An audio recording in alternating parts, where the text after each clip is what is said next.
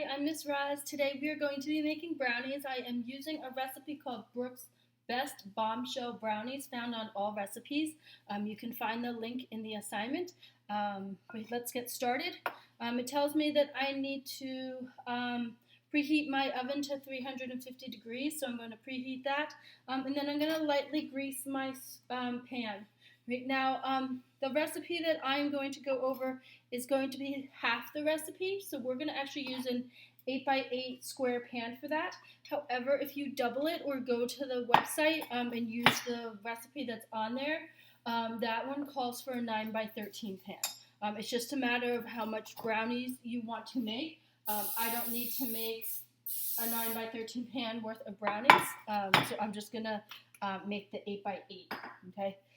So I'm going to spray that. I preheated my oven so that it is working and getting heated up for me. And then I'm going to just go over all the ingredients that we need.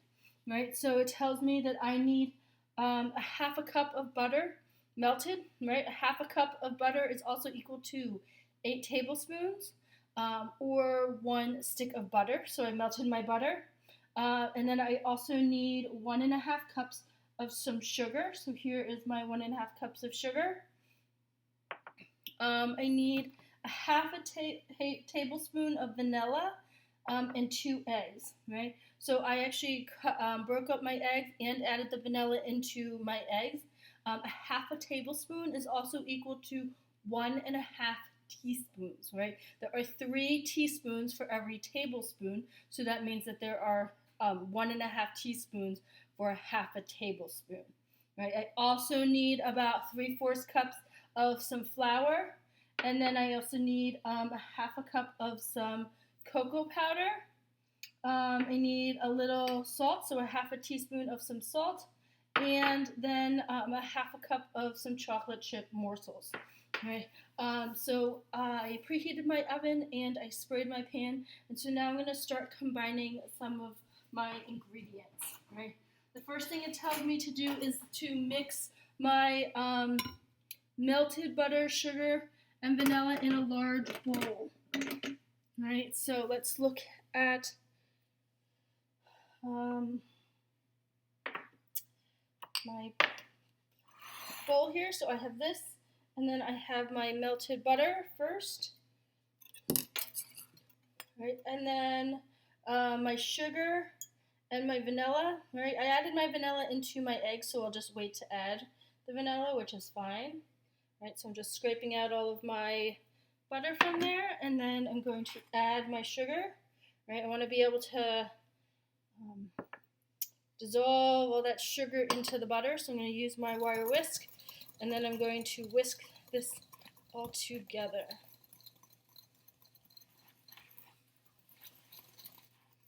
Okay.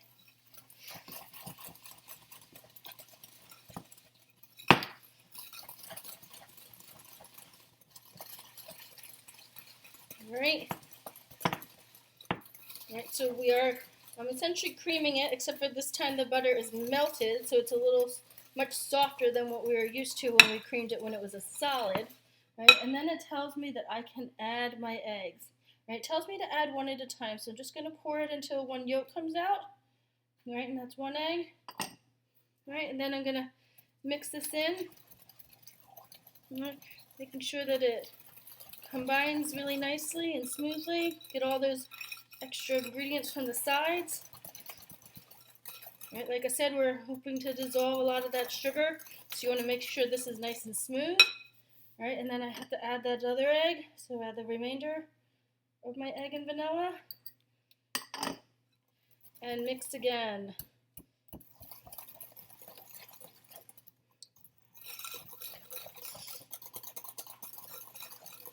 Right, so like I said before, make sure that it's nice and smooth, right, because once you add that dry ingredients, it's hard to get out any lumps from your batter. Right, so I'm going to actually set this aside for a second, right, and then it actually tells me to sift the flour, cocoa powder, and salt. Right, so to sift it, I'm actually going to use this. Okay, I have this one is a sifter. You may have the one that's like in a cylinder and you crank it and it sifts. You can use that one as well. whichever one it works. If you don't have one, then just use your wire whisk. Make sure you get it nice and dry and clean, and really make sure you break up all of your flour and cocoa powder. The cocoa powder really has a tendency to clump a lot, right? So you really want to break that up. So I'm going to pour my flour into there, and then my salt, right, and then the cocoa powder. All right, and so to do this, to sift, okay, I'm just sifting back and forth, right? And so what you'll notice is, right, you'll see a lot of like kind of big parts that are stuck, right? What you actually want to do is you want to take a spoon, right, and you're just going to break those up, right? So the point of sifting is to make sure that you don't have any big clumps in your flour or in your cocoa powder or whatever it is, right? You might notice that your salt kind of stayed at the top because it doesn't sift through the small holes, and that's fine. I'm just actually going to dump all that salt into there, right? But what you want to really do is make sure that it really breaks up the all those big clumps, right? Because that's what's going to make your batter very clumpy if it doesn't, right? So I'm actually going to now fold this in, right? And so what I'm going to actually do is I'm going to fold in about half of it first, right? And then I'll fold in the other half after I've added this in, right? So again, I'm adding flour to a liquid, so I'm just going to lightly fold this, right? I don't want to overmix again because I don't want gluten to be overdeveloped.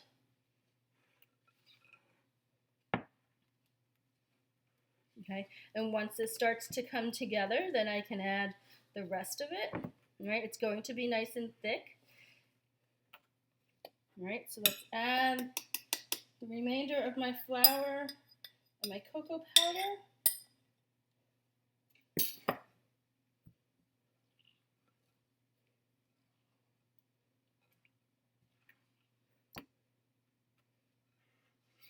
All right, and again, make sure you get all the sides. Fold that all in nicely.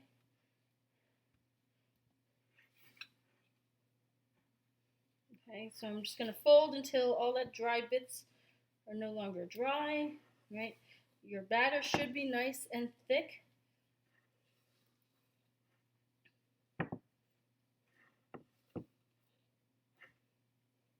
All right. Right, and then what I'm going to do is just make sure you get all that extra batter from the bottom. You don't have any dry stuff from the bottom of it, right? And then I'm going to fold in my chocolate chips, right? So get those evenly distributed through your batter, right? So this is going to be extra chocolatey with those chocolate chips, right? And then, right, I'm just gonna stack these all up,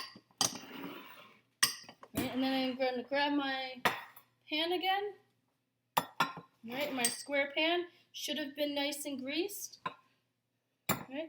And then I'm just gonna carefully pour this out into my pan.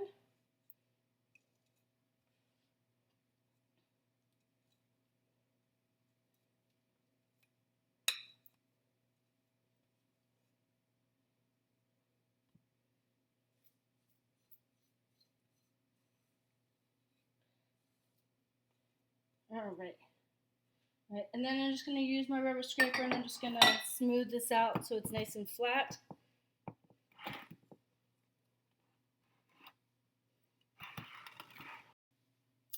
I apologize, my brownie recipe video kind of cut off, and so I was left smoothing out the brownie so it was nice and flat, and then I put it in the oven for about 35 minutes, so it says to bake for 35 to 40 minutes, so make sure you set your timer for 35 minutes and check it out. You know that it's finished. You can stick a toothpick in or just like a very thin knife and take it out and make sure that it doesn't have any like wet batter on it. You could also just touch the top and see that it kind of springs back and that it's not still sticky. Another thing is that you can also notice that the sides of your brownie will kind of come away from the sides of your pan as well. So I just took this out and I'm going to let it cool down. If I try to cut into it right now, it's just all going to fall apart and it's going to be very mushy. So you need to let it cool so that it sets the cake part of it, and then I can eat it. Okay, so this was the Brooks Best Bombshell Brownies, and I hope you enjoy it, and I will see you next time. Thank you.